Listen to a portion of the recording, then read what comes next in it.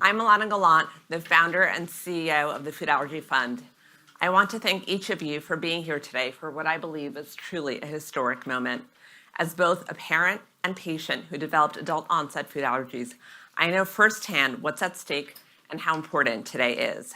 I created the Food Allergy Fund 5 years ago for my daughter, who went into anaphylaxis at 13 months, and the millions of people living with life-threatening food allergies around the world.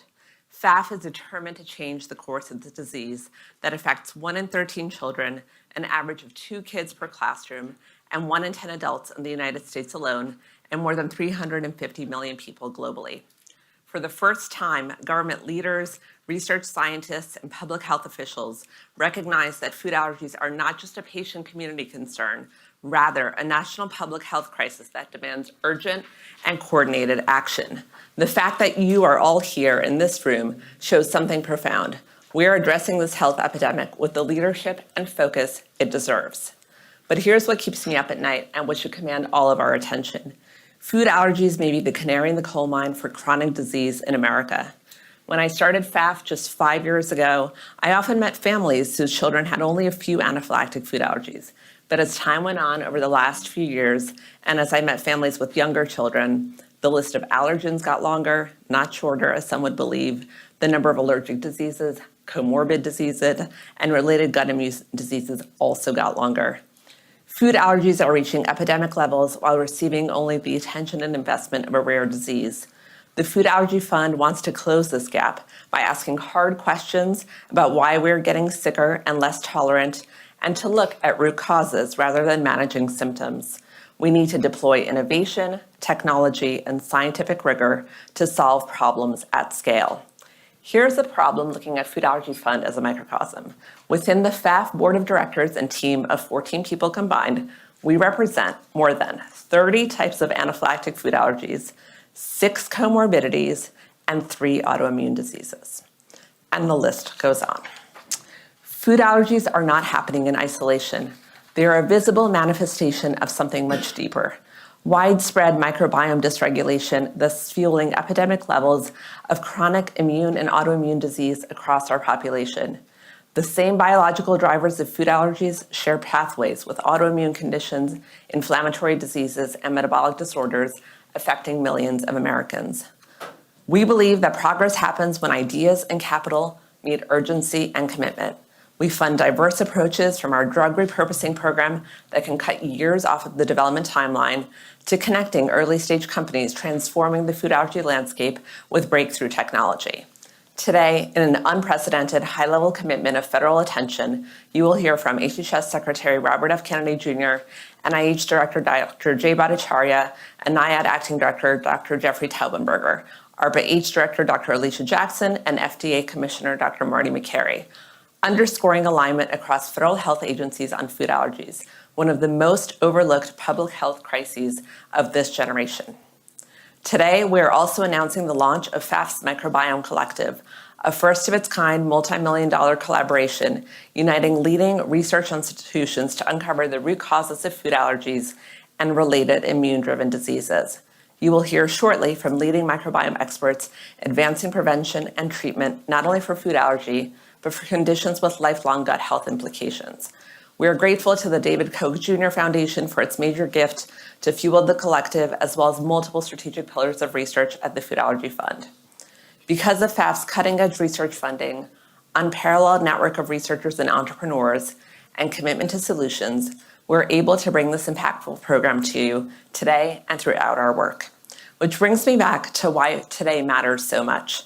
This FAF Leadership Forum signals that food allergies need to be treated as a national public health priority. This milestone convening of government officials, research scientists, CEOs, and public health leaders represents a shared commitment to deploy vision, innovation, and technology to help millions by solving disease through thought leadership and scientific research. Thank you for your participation, for your commitment, and for recognizing that when we solve food allergies, we unlock insights that will help address the broader chronic disease epidemic facing our nation. I'd like to thank our board of directors, team, and donor community. 100% of donations to the Food Allergy Fund go directly to research. That is a unique model in the world of nonprofits, and that is our commitment to patients and families. I would now like to introduce our gut microbiome panel moderated by Liz S. Lee White of the Wall Street Journal. We are proud to count Dr. Rashid and Dr. Rhonda, along with Dr. Keim's co-founder, Dr. Sue Lynch, among our founding members of the FAF Microbiome Research Collective. Let's get to work. Let's solve this problem. Thank you.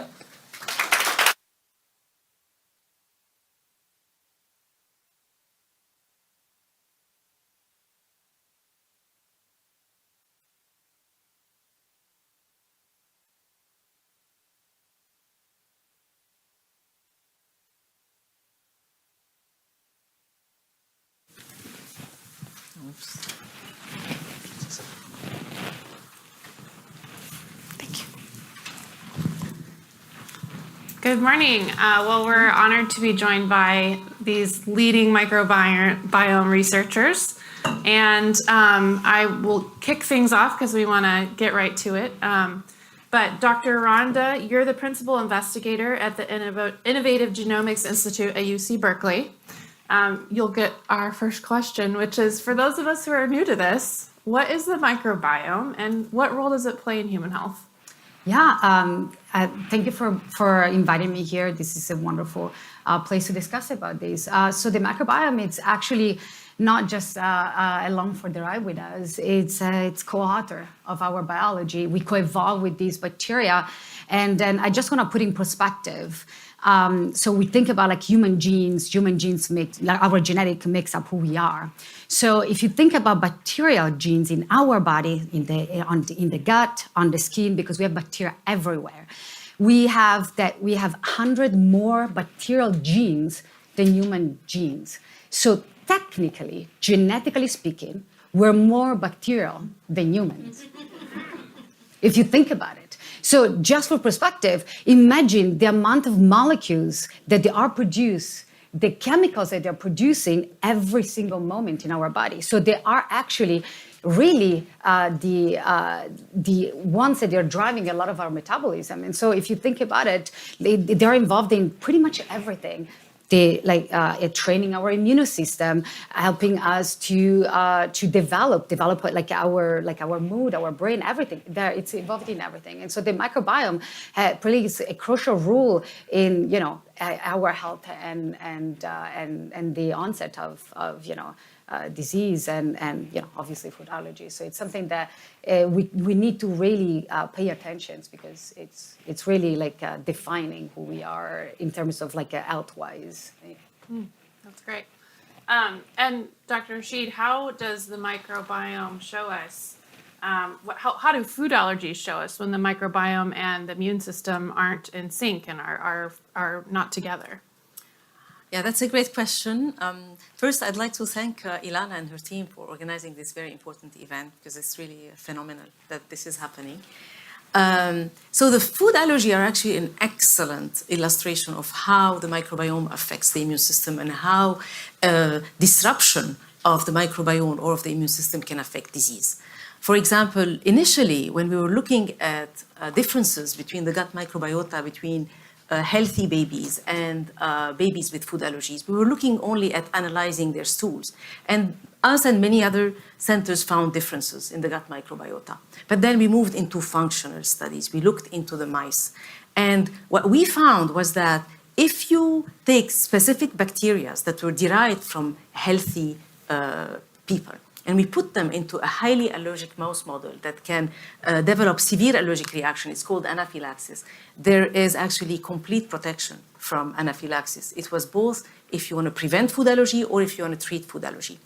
But at the time, these bacteria are still not available to use clinically. So what was available was fecal transplantation. So we just took the stools from healthy babies and we put them into a highly allergic mouse model and it prevented anaphylaxis. When we put the stools from food allergic babies, there was no protection from anaphylaxis. So then we were like, so what's happening? What is happening there? And then we looked into the immune system. And what we found is that these bacteria upregulate cells called regulatory T cells and specific subtypes of regulatory T cells called ROR gamma T positive regulatory T cells. Regulatory T cells, I'm sure you heard about them because the Nobel Prize this year was given to investigators who evaluated the regulatory T cells. And one of the investigators was actually mentions the work of this person, Talal Shatila, was mentioned in the Nobel Prize summary. He's spent his life working on regulatory T cells. So in his lab, we actually found that these cells are critical for food allergy. We did not stop at that. Now we actually published a paper in Nature, and we discovered a novel mechanism in food allergy. Goblet cells, which are epithelial cells, they produce a protein called RELM beta. And when RELM beta gets high in food allergic patients, what happens is that the microbiome gets affected. And as you mentioned, the microbiome creates the metabolites that are important for health. And these metabolites decrease. Their indole metabolites go down. If we actually abrogate RELM beta in the highly allergic mouse model, there is no anaphylaxis. So we actually have moved a lot between 2013, when we were interested in the microbiome, and now we're doing fecal transplantation studies in humans. We started this in 2015, and now we are at the third trial. We started the phase 1 trial. We found a signal. 40% of patients had an increase in their dose of reactivity to peanut, from traces to 2 to 3 peanuts. And now we are doing a phase 2 trials in teens using a highly concentrated fecal transplant material. It contains less than 1% fecal material. It's important for patients to know. So this is where we are. And I think it's a great illustration because you can apply it also to other diseases. Yeah. I should have said, Dr. Rashid, you are the director of the food allergy program at Boston Children's, so thank you for being here. Dr. Kimes, I'd like to start with you for this next question. You're the founder and CEO of Shielta Therapeutics, and then maybe everybody can chime in. But how can we train our microbiome through diet, and why isn't diet enough to prevent food allergies or to treat them? I love this question. So think about something you like a lot. Most of us like coffee, right? Have you ever actually eaten a coffee bean? It's not so great. But when you go through specific processes, you can turn it into something that is very enjoyable. Our microbiome is the processing center for the raw food or raw material, which is the food that we are consuming. And like most good things, you need both good raw materials and good processing to have positive outcomes that you're looking for.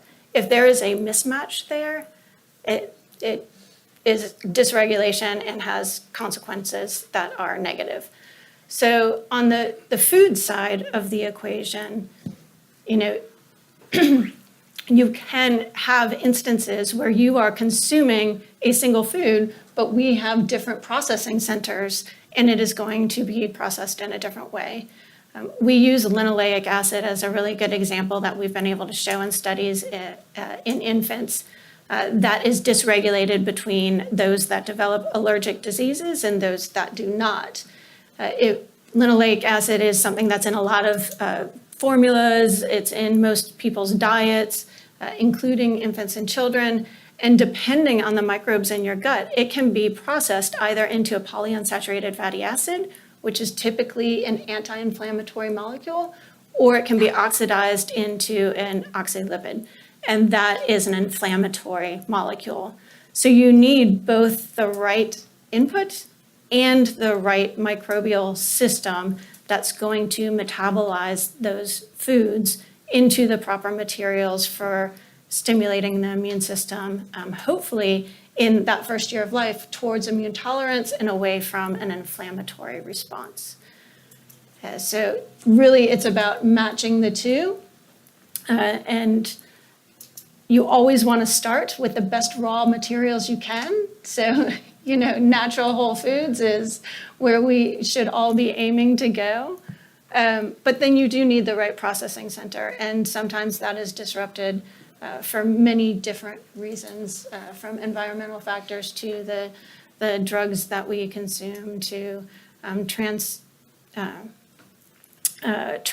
from our family members, all different ways in which we really impact our own microbiomes that will influence how that works. I would add that, for example, plant-based food, as you mentioned, it will and the high fibers, they will increase short chain fatty acids, and they are important, very important for the epithelial barrier. Breastfeeding also can have an effect in early life. Lack of antibiotics, obviously, you don't want to take antibiotics if it's not necessary. If it's necessary, absolutely, but it could be disruptive if you take antibiotics when it's not needed. Sometimes taking fermented food like kefir, kimchi, yogurt, all of this can add to the microbial diversity and help. For the environment, exposure to soil, exposure to outdoor environment, exposure to pets can affect the microbial diversity positively. Living in a farm or living in rural areas was shown to correlate with less asthma, less allergic diseases. So all of these factors, and mode of delivery, C-section versus vaginal, can also affect the microbial diversity. So all of these factors are important. But I think the question was also why diet is not enough, because it's too complex. Yeah. So the microbiome is too complex. Would you like to? Yeah, exactly. It's too complex, and sometimes also our genetics. Our genetics doesn't allow certain bacteria to thrive. So we need to help. There are some functions that are not naturally present in the microbiome. And so what if we can reintroduce them? What if we can retrain our microbiome, introduce those functions that they're missing, either introducing those bacteria, because now we know the mechanisms, and then we can reintroduce those functions, and then retrain the immune system. So sometimes you can eat amazing food. You can be exposed to the best environment, but still your body, or maybe because your family, you wasn't passed along through your family, then you don't get those bacteria, and so we need to find a way to be able to reintroduce those functions, and those kind of I would say almost I would consider it almost like a gene therapy, where you put it in genetic material that it's like repairing something that is missing in one of your organs. Microbiome, even though there are bacteria, it's an organ for us. And so you have to consider that as an organ that works as your heart, your brain, but it's made by other cells, but they need us to survive, and it's kind of a crosstalk. And so when they're missing something, we can go and try to repair it, basically. It's a gene therapy or a transplant therapy. Exactly, transplants, Very exactly. complex. I'm already hearing so many wonderful things that we've discovered about the microbiome in the last few years. And Ilana told us that the Food Allergy Fund is launching a microbiome research collective to bring together labs. How will this kind of collaboration help further this field? Do you want to start, Dr. Kimes? Sure. I mean, we're living in a modern day of everybody talking about AI. And what that helps me talk about here is specifically complex data. You heard the reference to how complex the microbiome. That is the opportunity and the beauty of what we're all trying to understand and apply, is it will allow us to address more complex multifactorial chronic diseases. And the tough part about doing that is getting enough data so that you can really, truly, deeply understand the mechanisms that are happening. And it's hard to do as individual companies or researchers to really get that amount of data. The flourishment of AI from large language models is because they had the internet, right? And they had all of this access to data around language. We need that kind of big data to be able to really fundamentally understand and get to a position where we are doing targeted precision medicine through the microbiome. So it helps support a movement towards that direction from my perspective. And I think if I can add also, the beautiful component of it is the ability to bridge different expertise. And so this is something that it's lacking very much in research sometimes, because people are silos, they work in their own specific area, and they don't bridge. And the breakthrough science comes through connections. When you look at things from different angles, you get experts from different part of the problem, and you look at the problem as a 360 angle. And so you get a stronger science like it's better, it's easier to understand their mechanisms. Because, for example, if you have a lot of data, but you don't have the right people looking at those data, and really there is kind of a conversation, scientific dialectic, where people talk and then trying to figure out the mechanisms to then develop therapies. I think it's even with data we are not able to achieve to find therapies or to achieve to understand this complex system. And I think it's the combinations of the ability to bringing together hospital patients, data from patients, and research center with different expertise that they can come together to create something novel and more innovative. And I think that's something that Ilana and the Food Allergy Fund has been able to achieve, that I think it's outstanding. Yeah, I agree. I would add also that, particularly it will bring together immunologists, microbiologists, genomic people, and clinical trial experts. So that's very important because, as you mentioned, in the lab, usually we focus on one particular domain. So it is important to bridge all of the technical expertise together in transcriptomics, in genomics, in metabolomics. It's extremely important. And also, I think it is important to be sure that we have some reproducibility, because something at the population level, because what could work in a center might not work in another. So we have to standardize the protocol. We have to sit together and agree on what is relevant, what is not. Mm-hmm. And finally, I think it will open up the door for large clinical trials, hopefully, because ultimately that's the aim, clinical trials in humans. So I think it's an excellent initiative. It will accelerate discoveries. Yeah. Ilana also mentioned an idea that I think is really interesting, which is that food allergies could be the canary in the coal mine for other chronic diseases. Do you think, are we able to say scientifically that the microbiome is a shared denominator between food allergies and diseases like asthma and eczema and inflammatory bowel disease? Dr. Rhonda, do you want to start? Yeah, actually, yes, that's true. That's true because it's what allow us, when we look at food allergy, allow us to look at into how the microbiome can train the immune system. And the immune system is involved pretty much in everything. And so being able to use food allergies as starting point to understand these mechanisms, that we can then expand it into other disorders or diseases, it's really important. And so it really becomes a model system to study, would say microbiome immunomodulations, and how the microbiome train our immune system, and how we communicate, what signals are involved, the window of time that we need to,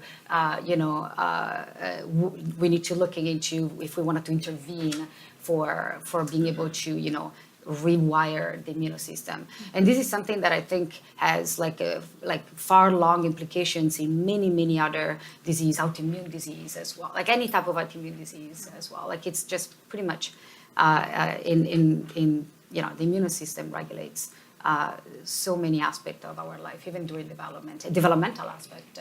The immune system can affect the way our brain develops as well. So there are so many implications that along the line that this can really open new area of where we can apply the knowledge that we get from studying food allergy into other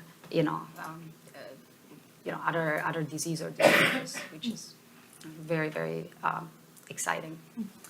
I agree. Yeah. I would highlight, I'm somewhat biased because we at Shelter Therapeutics really focused initially on what is often referenced as the atopic march, but it's really the comorbidity of type 1 hypersensitivity diseases. So think atopic dermatitis, food allergy, allergic asthma, allergic rhinitis. All of these have the same underlying immunological cascade that is occurring. So the beauty of the opportunity here is that if we're actually getting at the underlying cause, we should be able to actually prevent that entire cascade from happening. And that's something we've been very focused on over the last decade, is trying to prove that point. I agree. And I also would like to point out that food allergy is very common. It's extremely common, and it's bizarre, right? Because we don't expect people to react to food. And I have to tell you, I mean, I got my MD from the American University of Beirut. I saw only one patient with food allergy. I came to Boston Children's to do immunology. I was shocked to see the number of food allergic patients. I was shocked. So what is interesting about food allergy is that it is so common that we can study it at a much bigger scale. And with this, we can understand other diseases. Because in all of these diseases you mentioned, there was dysbiosis, which was a disruption in the microbiome. There was also this disruption in the metabolites. So, and this will lead to the change in the immune system and the immune tolerance. Regulatory T cells will be affected, and depending on which organ is affected, we might either have an increase in the atopic pathway, the allergic pathway, or the Th2 cells, or we might have an increase in the Th17 pathway, like we see in inflammatory bowel disease. I also would like to say that the epidemics of food allergy came kind of like similar to the epidemics of autism. So autism also is implicated in food allergies, and there are fecal transplant trials that have actually shown very promising signals. So in autism. So I think when we write these trials, believe me, we go back to the literature and we look what happened in ulcerative colitis, what happened in autism, and we write our food allergy trials accordingly, and vice versa, because we are all learning from each other in this particular domain, and this is the fascinating part. The food allergy one brings something very interesting, which is, 10% of adults are affected, 8% of children. It's a huge opportunity to understand the microbiome, and it manifests early in life. Huge opportunity. Yeah. You've all been at the cutting edge of this microbiome research, and but we still have this situation where, as you said, food allergies are very common. So what gives you hope right now as you look to the state of the science? Dr. Rashid, do you want to start us off? What gives me hope? Yeah. Okay, it was in around 2013 that we got interested in the microbiome, or maybe a little bit before. And at the time, we were just collecting poops from babies and driving to get their poop every 4 months, making sure that we get them and we evaluate them. But then after we found that there is a mechanism, and it was published in Nature Medicine, Aza Abdelgadir from Tala Shatila's lab. The mechanism, we found the gamma T positive Treg cells, and now we found that the goblet cells are producing REN beta, which actually can be targeted and could prevent or treat food allergy. And we are doing fecal transplantation trials. So when we started designing the trials in 2015 and 2016, believe me, many of my esteemed colleagues looked at us as if we had two heads and a unicorn or something. If you look now on clinicaltrials.gov, you will find hundreds of studies in many diseases evaluating fecal transplant. So these are cutting-edge trials. I really have to applaud the Food Allergy Fund as well as other food allergy organizations that supported us, because all the studies we're doing are not federally funded yet when it comes to trials per se. And what gives me hope is that we already found a signal in adults. They are very difficult to treat. Adults are very difficult to treat. So we already found a signal. We already found that there is a chance of increasing their threshold dose of reactivity by giving them a single dose of fecal transplant.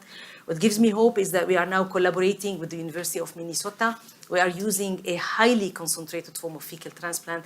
And there are capsules now that open up both in the upper and in the lower intestine. So we can actually evaluate the whole microbiome and the effect of these capsules, because we're using capsules that are odorless and tasteless. The patient they take them home now.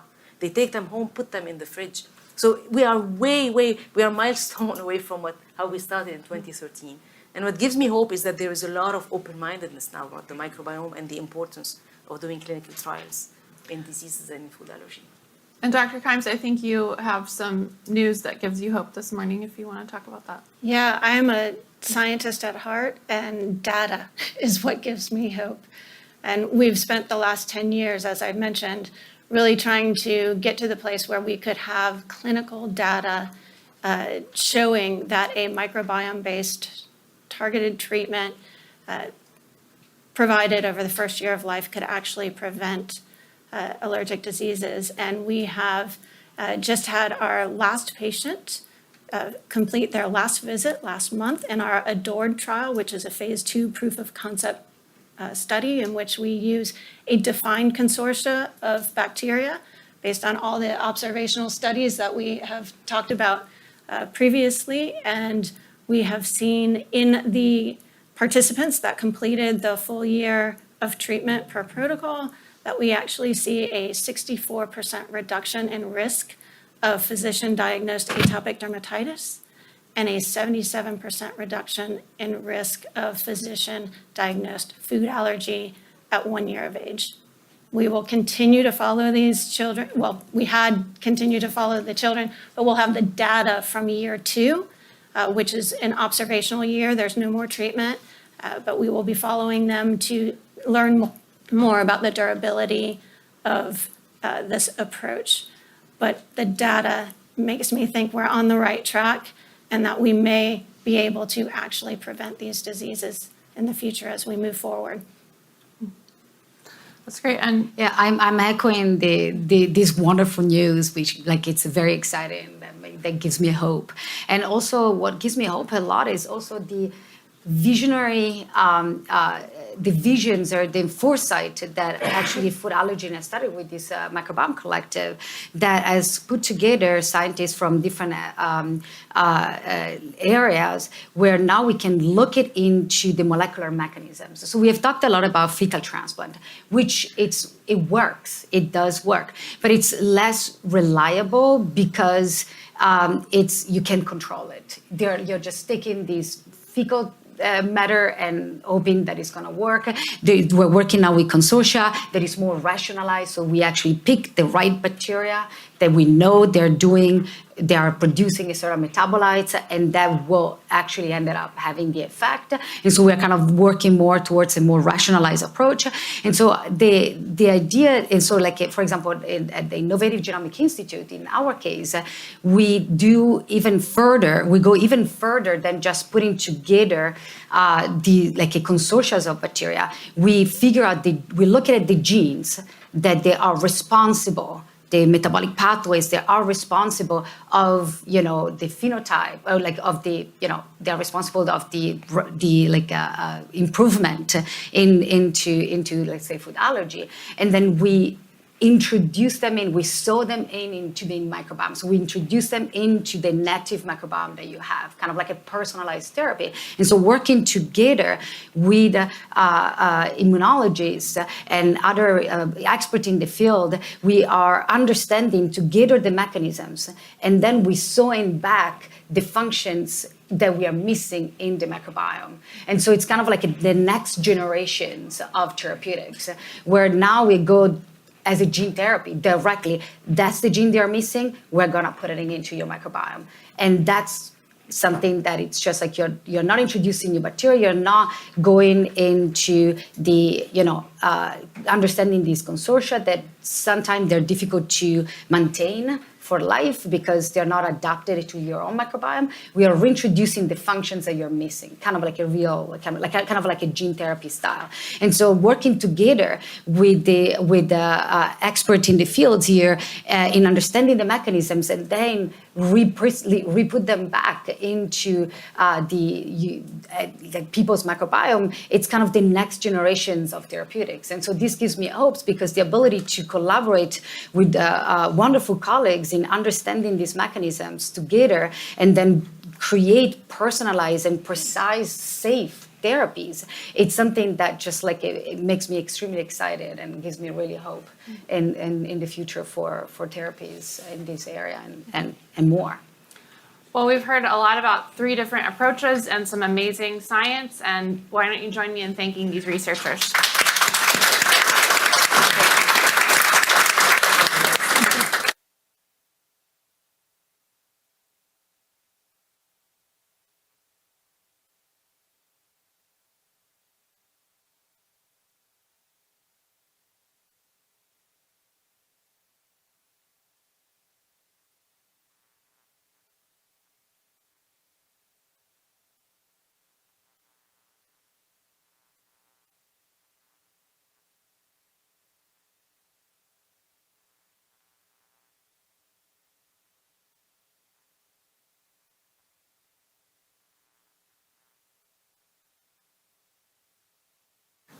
Thank you for all your insights and expertise. I am very hopeful about the transformative potential of gut microbiome research for food allergies and related diseases.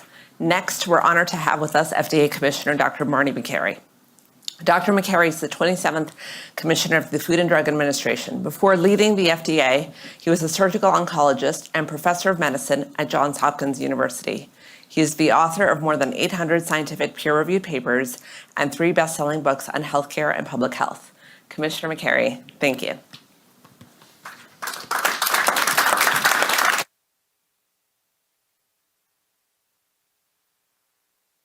Alana, it's great to be here, and it's great to be with like-minded people who are interested in the microbiome and other things that have not gotten the attention they deserve. So thank you for your important work. I'm a huge believer in this as a frontier of medicine.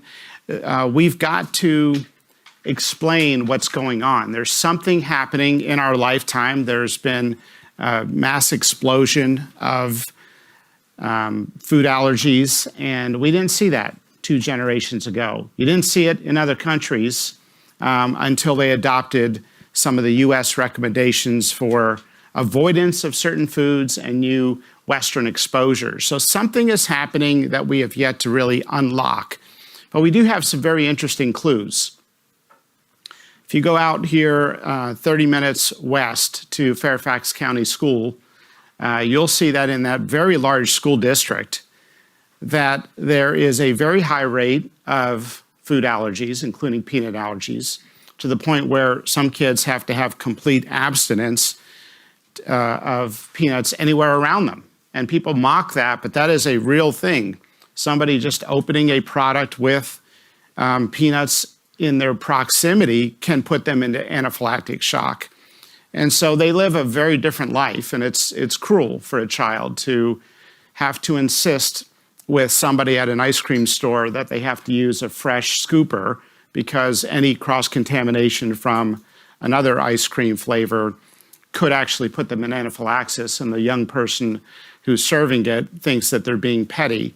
It's a very, very difficult life. You didn't see this 2 generations ago, and if you go to Fairfax County School District, you'll notice that the incidence of peanut and food allergies is extremely high, but not among the international students, not among the students from families that recently immigrated to the United States. This is a very internationally diverse region of the country, and there are many kids where English is a second language or they don't speak English in Fairfax County schools.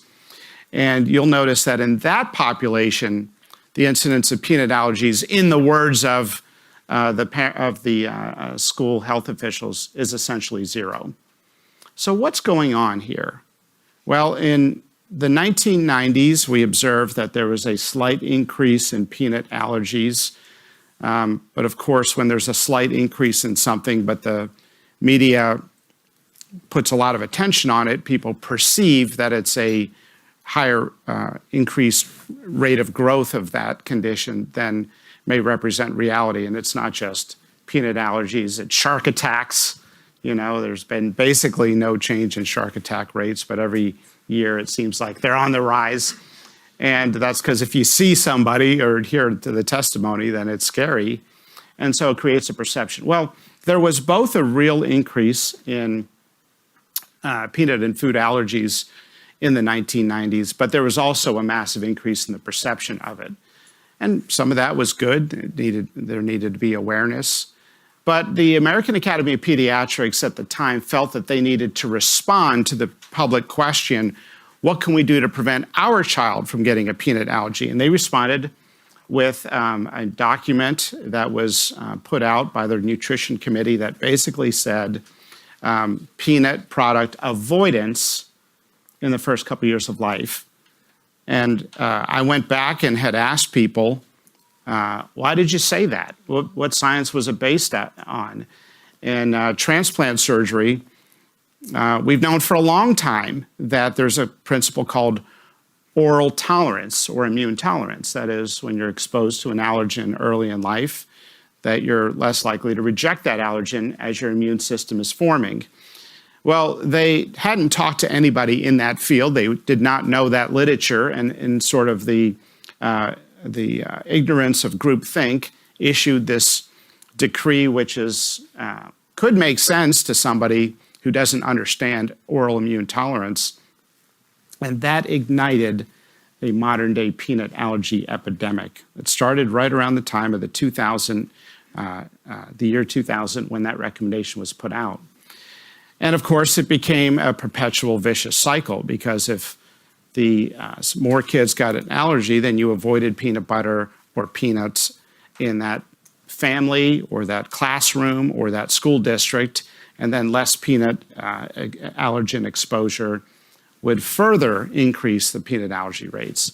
So it became this vicious cycle, and it wasn't really until a doctor named Gideon Lack had done a famous study called the LEAP study, and it was hard for him to get funding to do that study. Well, we know this is true. Why would you want to study it? And probably the same logic behind a lot of the groupthink mistakes of modern medicine. Well, we know this is true. Why would you do this? This could sow doubt in the field. What if you get a result that goes against what we already know to be true? You know, and we see these arguments in many areas of medicine. We saw it with the opioids are non-addictive dogma that we got wrong as a medical field for 15 years. People were saying, waving the flag in the air, hey, the science is not consistent with this. Well, I would attribute some of that. So finally, Gideon Lack got that study done in 2013 to 2015. You saw a massive realization that the moniker that was put out in pediatrics residency programs that was designed to be an easy-to-remember chant that would be recited by every pediatrician and family medicine doctor counseling a parent who has an infant. Remember, 1, 2, 3. Don't start milk products until they're 1 year of age. Don't start eggs until they're 2, and don't start any peanut butter or peanut products till they're 3. And that became the dogma. So it really was not until 2015 that they realized they had gotten this tragically wrong. So we're still reeling in from that mistake. Now, there's another piece to this besides early antigen exposure that we don't talk about that we need to talk about. And it's not just with food allergies. It is with so many areas of medicine, because we're learning gut health is central to overall health. And it is the microbiome, this garden of over 1 billion different bacteria, not cumulative total, but different types of bacteria that are central to health. And if you have inflammation of your gut, that's going to cause some minimal dilatation. And if you have a clinical background, one thing you may know is that the most painful things in the human body is pain from something stretching. So when a ureter or a kidney stone blocks the ureter, people think it's the sharp edges that cause the pain. No, it's the dilatation from the obstruction. When you have a gallbladder attack, it's the dilatation of the gallbladder. When you have a bowel obstruction, it's the dilatation of the bowel. And talk to anyone who's experienced any of those. Those are the worst forms of pain in the entire human body. Well, what's happening when our microbiome is altered? It's increasing inflammation, and that's causing some dilatation. Now, it's not an acute inflammation. It's a very low-grade dilatation, and it's constant. It's always there. And there's a lot of factors driving this, but when you're a 4-year-old or an 8-year-old, it manifests as just being sad. That's the clinical manifestation of that phenomena. And so what you have is people where their gut health is not optimized, and then it leads to a whole host of other medical problems. We also know that the microbiome is producing things central to health. It makes vitamins, it makes clotting factors, it makes serotonin, which is involved in mood. You've heard of serotonin. 90% of your body's serotonin is made in the microbiome. What's happening when we alter the microbiome in the modern world? Antibiotics can carpet bomb parts of the microbiome, resulting in overgrowth of one type of bacteria. And a study out of the Mayo Clinic that was recently published showed that kids who took antibiotics in the first 2 years of life had a higher rate of chronic diseases, from allergic rhinitis to obesity compared to kids who did not have exposure in the first 2 years. Why is that? Well, it may be because their microbiome has been altered. Now, the average 2-year-old has already received over 2 courses of antibiotics in their brief 2 years, sometimes in the first day of life, just as a precaution. And we're now trying to have better antibiotic stewardship. But we're not treating the microbiome with respect, and it may be because we don't really understand the microbiome. There's no research in the microbiome, very little research. I talked to the microbiome unit at the NIH. It was like a couple people. This is like the frontier in health. And so it may very well be that there's an intersection between microbiome and peanut and food allergies. And that's what a group of researchers at Harvard Medical School believe. When I spent some time listening to them, and it's amazing how much you learn when you listen to folks, that they believe that there are some microbes that are deficient in people with food allergies. And they're trying to get more granular to find out which types of microbiomes are missing in people with certain types of food allergies. I think that's some of the most exciting work that's being done. And your group is funding it. And so for that, I want to say thank you. This is very important work. We need to focus on the important central issues to health that we have not been talking about that we need to talk about.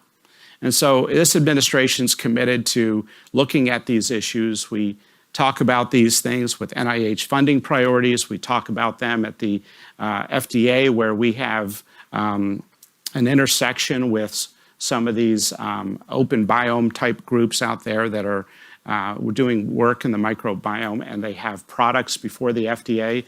FDA sometimes hasn't known what to do with these products. What do you do with a pill that has 1 million microbes in it? Are we going to regulate each microbe separately? Are we going to regulate it for one condition, or recognize that if people feel better, maybe that's an outcome that we can recognize? Are we going to require randomized controlled trials for every microbe that could be? We don't do that with probiotics. So what's the line between what we regulate and don't regulate? These are the active discussions that we're having. But I do believe very firmly that gut health is central to overall health, and we have missed the mark when it comes to recognizing the principle of oral immune tolerance. So with that, I just want to say thank you. Thank you, Alana. I don't know if you have any other points you want to make. I know we're going to hear from some others in our administration, our head of the ARPA-H program. But anything else you'd like to add? Okay, great. All right, thank you for your work. Thank you.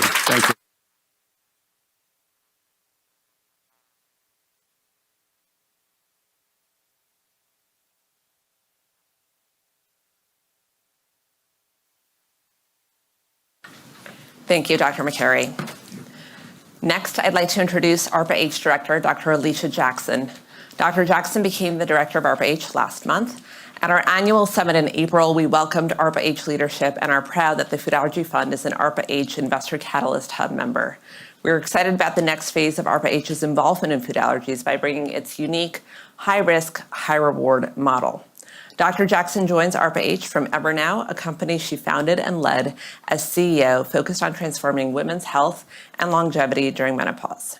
Previously, she served as a program manager and subsequently deputy director of DARPA's Biological Technologies Office, guiding an investment portfolio across biodefense, novel medicine development, and biomanufacturing to protect the nation while advancing groundbreaking scientific capabilities. She has served as a Senate policy advisor as well as co-founder, board member, and advisor of several biotech and health startups. Dr. Jackson holds a PhD in material science from the Massachusetts Institute of Technology. Dr. Jackson.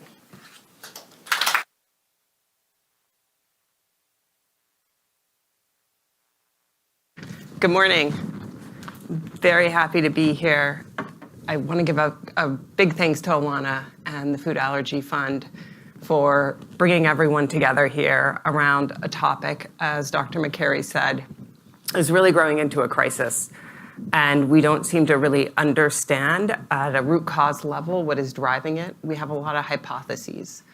But there does seem to be what I would call a valley of death between the very basic research that's going on and the commercial technologies available today. And that's really where ARPA-H plays. For those of you who aren't familiar with the ARPA model, I want to give a little bit of a background here so you can really understand where we fit in the ecosystem of innovation, not just within the federal government, but really in the private sector as well. So who here is familiar with even DARPA? Okay, quite a few people. I did have the privilege of serving there for 5 years, both as a program manager and then launching and becoming deputy director of the Biological Technologies Office. And it really is what I would say the crown jewel of the US research and innovation enterprise.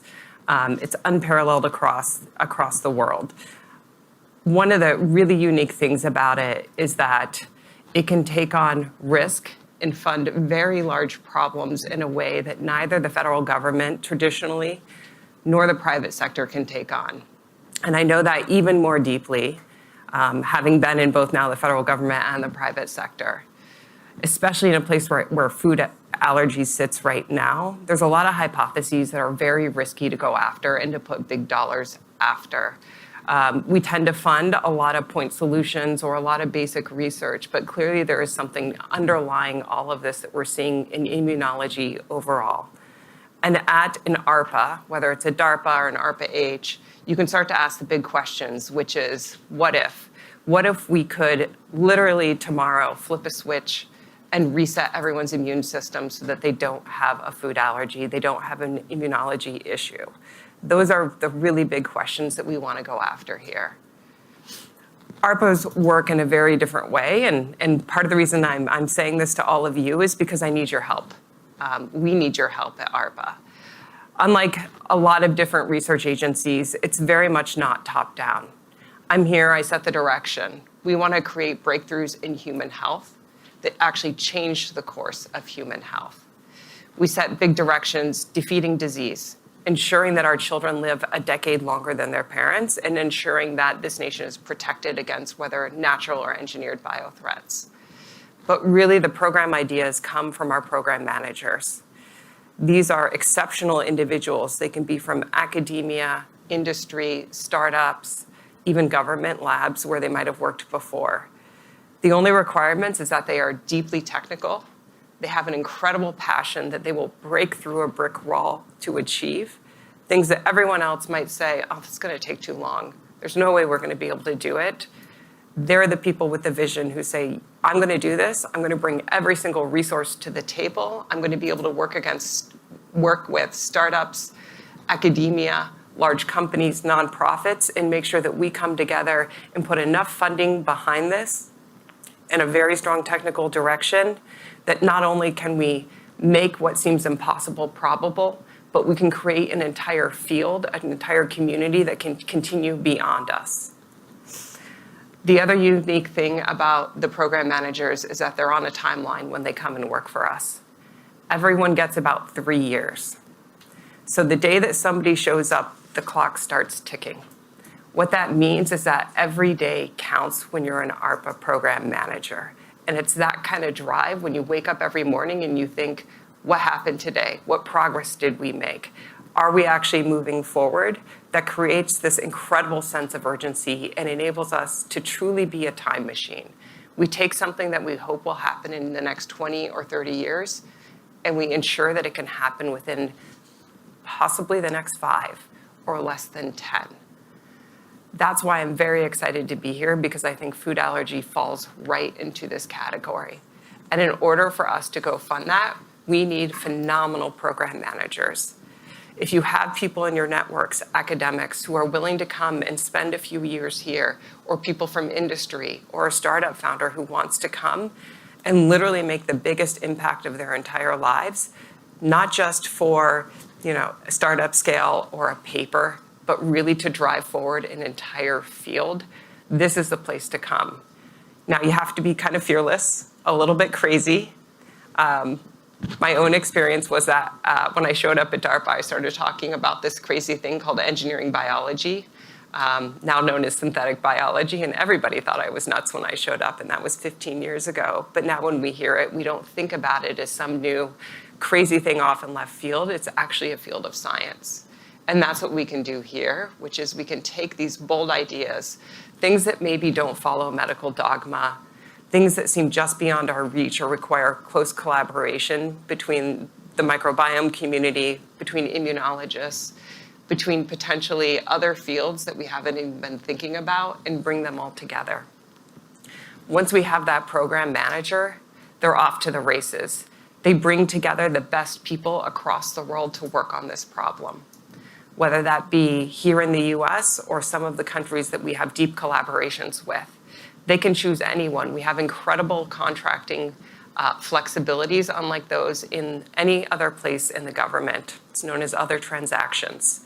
But it basically enables us to not just give money and say goodbye and hope it went to a great place, but actually to give very focused, significantly sized dollars, 10, 20, 30, 40, up to 100 or $200 million towards an area, and it allows us to manage it incredibly responsibly. We can turn that money off, we can turn it up, we can switch directions, whatever we need to do, whatever that program manager needs to do to help that community go towards a goal. One of the things I know we've been working with the Food Allergy Fund on is being able, and the Food Allergy Forum, is to be able to understand what are those key things that we need to move forward on. We're in the early days of those. We've identified broad areas. But what we need at this point is some incredible people to come into ARPA-H, to sign up and say, I want to make a huge difference here. I want to move this field forward. I want to make the future happen sooner, especially for every child today that may only be 2 or 3 and starting to suffer from these, so that by the time they're 10 or 12, this no longer has to be an issue for them and their families and wherever they go in life. I just want to close with, I'm very grateful to be leading this agency. I'm very grateful to have the opportunity to go tackle giant problems like this one and work together with the community and the best researchers in the world on it. I want to work with all of you. Please come to ARPA-H. Please come talk to us, talk about the ideas, and go out into the community and also tell people about this incredible agency that if we get the right people in the door, we can make very big things happen. I've had the opportunity of working at DARPA, where I myself have been able to see really things that were impossible, not only become probable, but actually go into the field, out into the world, and make a very large difference. That is what we're offering here. I'm very grateful to everyone here. Thank you, and I'd love to talk to you further.